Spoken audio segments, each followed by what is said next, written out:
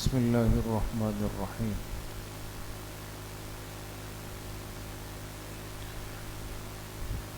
مسائل کی مجلس میں نماز جنازہ، میت کے احکامات، میت کو غسل دینے سے متعلق بات چل رہی تھی۔ آج انشاءاللہ میت کو کفنانے سے متعلق مسائل ہیں۔ کفن دینا جو دنیا سے جانے والے کا ایک لباس ہے، چونکہ سلے ہوئے کپڑے، بنے ہوئے کپڑے، تیار کیے ہوئے کپڑے یہ اس دنیا میں ہے۔ اس دنیا سے جب انسان کا رابطہ، ناطہ، واسطہ ختم ہو جائے تو اس کے لباس کی حیت اور کیفیت بھی ختم ہو جاتی۔ پھر کیا ہے کہ سادہ بغیر سلی ہوئی چادروں میں اس کو کفن دے کر اس کو قبرستان تک لے جائیں گے، لیکن ایک میت کو کفن دینے کا بھی مسنون طریقہ ہے، ایک اکرام کے ساتھ، شرف کے ساتھ، ترتیب کے ساتھ، سنت طریقے کے ساتھ۔ اب وہ طریقہ کیا ہے؟ وہ شریعت نے سکھایا، اس کی تعلیم دی۔ مرد کا کفن الگ ہے، عورت کا کفن الگ ہے۔ اور اگر ایک ایسا بچہ پیدا ہو کہ جس نے سانس بھی نہیں لی یا ناتمام جسم ہے تو اس کے کفن کی ترتیب کیا ہوگی؟ تو یہ بہرحال چند بنیادی اور ضروری باتیں ہیں۔ پہلا مسئلہ یہ ہے کہ مرد کے لیے سنت کپڑے کفن میں کتنے ہیں؟ مرد کے لیے 3 ہیں، اور عورت کے لیے، مستورات کے لیے جو کفن کے مسنون کپڑے ہیں وہ کتنے ہیں؟ 5۔ بات سمجھ گئے؟ مرد کے لیے 3 ہیں اور مستورات کے لیے 5 ہیں۔ تو دیکھیں، اس سے اندازہ لگائیں کہ دنیا سے تعلق ختم ہونے کے بعد بھی عورت کے کفن میں زیادہ احتیاط کی گئی، اس کے پردے کا تب بھی زیادہ خیال رکھا گیا۔ اب وہ 3 کپڑے مسنون کون سے ہیں مرد کے لیے، اور عورت کے لیے 5 کون سے ہیں؟ مرد کے لیے جو 3 کپڑے ہیں وہ ایک قمیص ہے، ایک ازار ہے اور ایک چادر ہے۔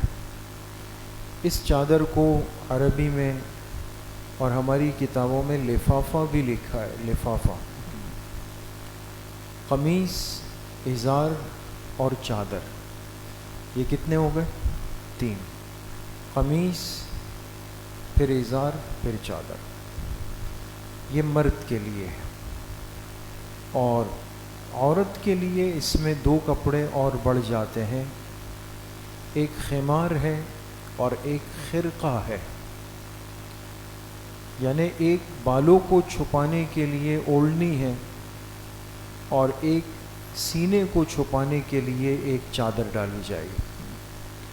ان 2 کپڑوں کو خمار اور خرقہ کہتے ہیں، تاکہ اس کا جسم بالکل ڈھک جائے۔ اب جو مرد کی 3 چادریں ہیں، سب سے پہلے قمیص ہے۔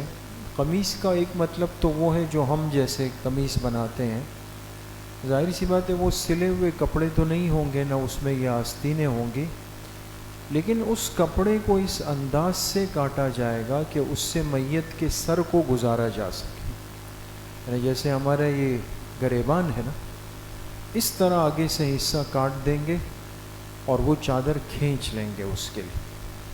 تو میت کی جو قمیص ہے وہ اس کے گلے میں ایسے پہنا دی جائے گی جو کم از کم اس کے گھٹنوں تک آ جائے، گھٹنے چھپ جائے اس کے۔ پھر اس کے بعد جو دوسرا ہے وہ ہے ازار۔ ازار وہ کپڑا ہے جو سر سے لے کر اس کے پیر تک آ جائے۔ اور تیسرے نمبر پہ چادر ہے جو اس کے قد سے بھی بڑی ہے، بات سمجھ گئے دوست؟ ترتیب یہ ہوگی کہ سب سے نیچے جب چارپائی پر میت نہ ہو، اس چارپائی پر سب سے پہلے ہم کیا بچھا دیں گے؟ چادر بچھا دیں گے، جو سب سے بڑے سائز کی۔ اس چادر کے اوپر ہم ازار بچھا دیں گے، اس ازار کے اوپر پھر قمیص آئے گی۔ بات سمجھ گئے؟ تو ترتیب کے اعتبار سے سب سے نیچے چادر، پھر اس کے اوپر ازار، پھر اس کے اوپر قمیص۔ اور میت کے جسم پر سب سے پہلے کیا آئے گی؟ قمیص آئے گی۔ اس قمیص کے اوپر پھر ازار آئے گا، اور اس ازار کے اوپر چادر آ جائے۔ بات سمجھ گئے؟ تو اس لیے جو حضرات اس ترتیب کو جانتے ہیں، کرتے ہیں، تو وہ اس چارپائی پر پہلے بڑی چادر ڈال دیتے، پھر اس کے بعد ازار ڈالے، پھر اس کے بعد قمیص۔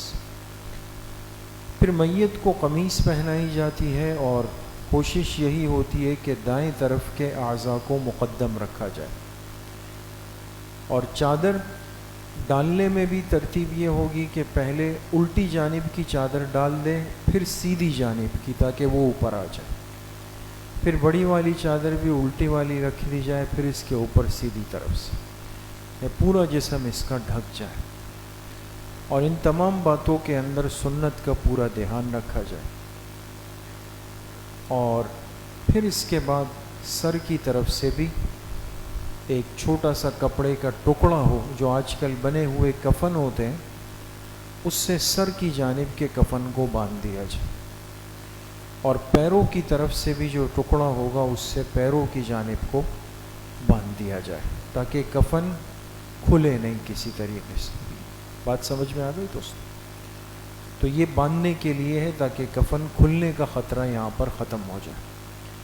مستورات کفن دینے کے لیے ان کے لیے مستورات ہی ہوں گی۔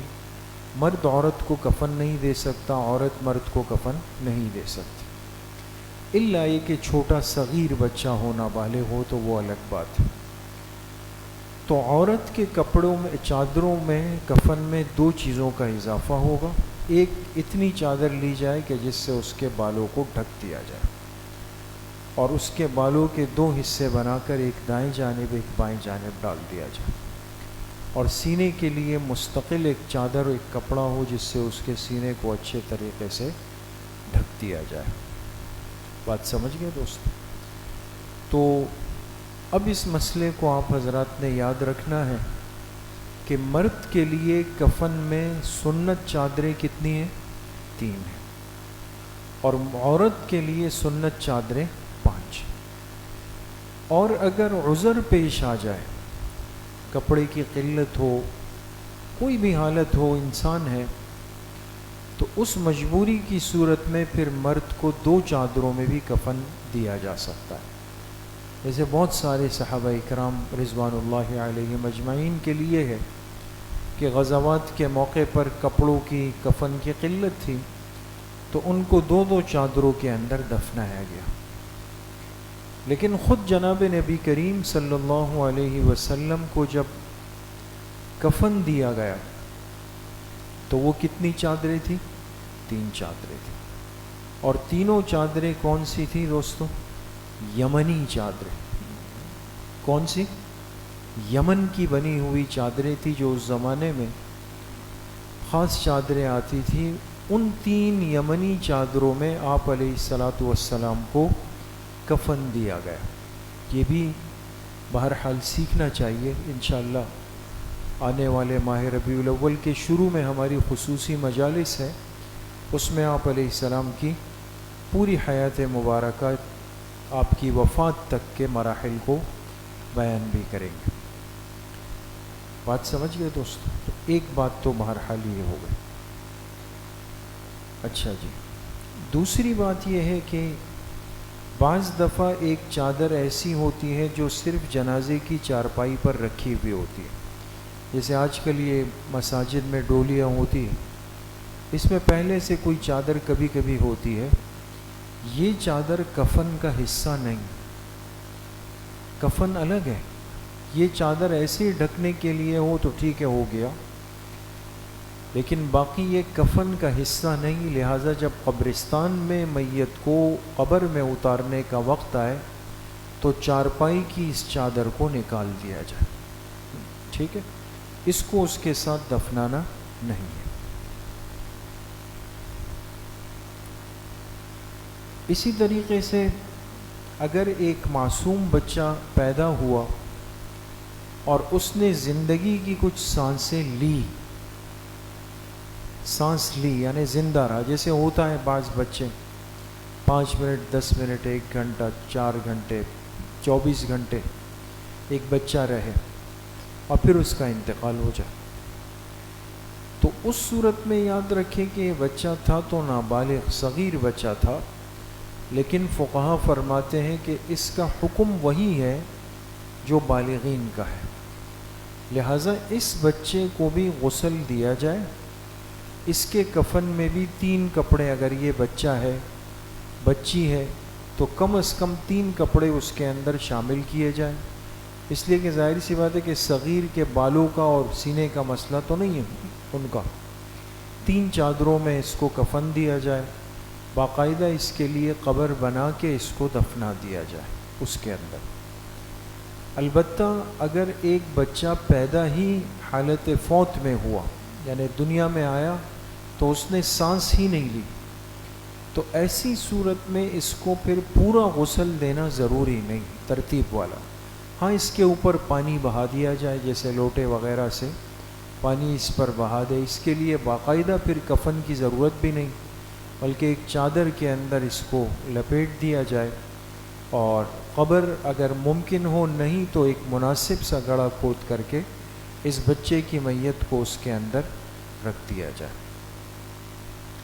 اسی طریقے سے اگر کسی عورت کا حمل ساقط ہو جائے، اکثر ہو جاتا ہے کہ ناتمام بچہ پیدا ہوا، جسم پورا نہیں تھا، صرف سر بنا تھا یا دھڑ بنا تھا یا پیر بنے تھے، ایسا بھی ہو جاتا ہے، تو یاد رکھیں ناتمام بچہ جس کو عربی میں سقط کہتے ہیں، سین قاف طا، ایسا جو سقط ناتمام بچہ پیدا ہوا ہو، جو ڈیلیوری مکمل ہی نہیں ہوئی بلکہ ایک جسم کا ایک حصہ ہو، تو اس کو غسل نہیں دینا، نہ اس پر پانی بہانے کی ضرورت ہے، بلکہ اس کو کسی بھی چادر کے اندر لپیٹ کر کے اور کوئی بھی زمین کا ایک حصہ کھود کر اس میں اس کو دفنا دیا جائے۔ اسی طریقے سے فرماتے ہیں کہ اگر کوئی پرانی قبر کھل جائے یا تازہ قبر کھل جائے جس میں میت کو دفنا دیا گیا تھا، اور کھلنے کے بعد پتہ چلا کہ وہ کفن اب موجود نہیں ہے یا ختم ہو چکا ہے، تو اگر اس میت کو نکالنے کی حاجت پڑ جائے یا سیلاب کا بارش کا پانی آ جائے اس میں اور کفن نہیں رہا، تو اس کو نئے سرے سے کفن کی چادریں اس قبر سے نکلی ہوئی میت کے اوپر ڈال دی جائے، دوبارہ اس کو اسی پرانے یا بوسیدہ کفن میں اس کو نہ دفنایا جائے۔ کفن میں یا قبر کے اندر کسی بھی قسم کی تحریری چیز نہ رکھی جائے۔ یہ بھی سننے میں آتا ہے بعض دفعہ کہ بعض لوگ میت کو دفناتے ہوئے اس کے کفن کے ساتھ کوئی عہد نامہ رکھ دیتے ہیں، اور بعض لوگ قبر میں کوئی چیز رکھ دیتے ہیں نیچے، تو یاد رکھیں یہ سب خلاف سنت طریقے ہیں، وہاں اس نے کوئی مطالعہ نہیں کرنا ہے۔ مجھے ایک ساتھی نے بتایا کہ ہم اپنے رشتہ دار کی میت کو لے گئے دفنانے ہی کراچی میں، تو دفنانے کے بعد جب قبر بند کرنے لگے تو ایک ساتھی نے پورے نعت کا ایک مجموعہ لے کر نیچے رکھ دیا، جو نعت کی کتاب ہوتی ہے نا نعتوں کی، وہ نیچے رکھ دی۔ تو یہ تھے تو طالب علم لیکن سمجھتے تھے، انہوں نے فوراً نکال دی اور بہرحال نہیں رکھی انہوں نے۔ تو یہ تو بالکل ایک الٹی سیدھی سی چیزیں ہیں، وہ کوئی کتابوں کی پڑھنے کی جگہ تھوڑی کہ وہاں وہ مطالعہ کرے۔ اب تو وہ بیچارہ ایصال ثواب کا منتظر ہے، باہر والوں نے پڑھ کر اس کو بھیجنا ہے۔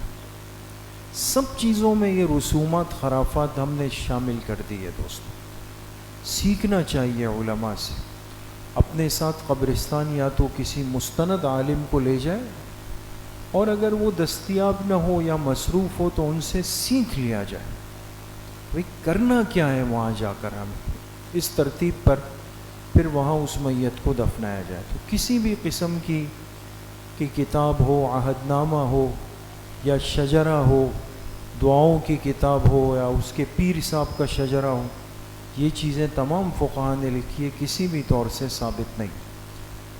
اسی طریقے سے کفن کے اوپر کسی چیز سے، جیسے سیاہی ہو یا کوئی اور چیز ہو، رنگ وغیرہ، اس سے اس کفن پر کچھ لکھنا، یہ بھی خلاف سنت ہے۔ کفن کی چادروں پر یا میت کے جسم کے اوپر روشنائی سے کچھ بھی، یا کافور سے اس طرح کا لکھنا، لکھائی وغیرہ کرنا، چاہے وہ کچھ بھی ہو، آپ کہیں کہ بڑا دل چاہ رہا ہے اس کے اوپر کلمہ طیبہ لکھ لیں یا آپ علیہ الصلاۃ والسلام کا اسم مبارک لکھ لیں، تو یہ چیزیں کلی طور پہ وہاں پر منع ہے، اور یہ چیزیں بھی بعض دفعہ لوگ کر لیتے ہیں۔ امت مسلمہ کے اندر نہیں ہے دوستو، اس لیے ان چیزوں میں بہت زیادہ احتیاط اور احتراز کی ضرورت ہے۔ اسی طریقے سے جب میت کو قبر میں داخل کر دیا جائے تو قبر میں رکھنے کا طریقہ وہ تو انشاءاللہ آگے آئے گا، لیکن ایک بات یاد رکھیں کہ ابھی ذکر ہوا کہ ایک گٹھان باندھی گئی سر کی طرف بھی اور پیروں کی طرف بھی، تو وہ جو کفن کے ساتھ بعض دفعہ یہ کپڑے جوڑ دیے گئے ہوتے ہیں، تو اس کو کھول کر کے اسی قبر میں چھوڑ دیں، اس کو لائے نہیں اپنے ساتھ۔ ٹھیک ہے، وہ اس کفن کا حصہ نہیں، لیکن اکثر ایسا ہوتا ہے کہ انہی چادروں سے اس کو کاٹ دیا جاتا ہے۔ علماء نے یہی لکھا اور یہی دیکھا ہم نے کہ یہ گٹھان اور گرہ کھولنے کے بعد ان ٹکڑوں کو اسی جانب، پیر والے کو پیر کی جانب، سر والے کو سر کی جانب، وہ جو کپڑے کا ٹکڑا ہو اس کو وہیں پر ہی چھوڑ دیا جائے۔ تو بہرحال یہ چیزیں بھی تقاضا کرتی ہے کہ ہم سنت ترتیب کو سیکھیں۔ اللہ پاک صحیح عمل کی توفیق نصیب فرمائے۔ الحمدللہ رب العالمین، والصلاۃ والسلام۔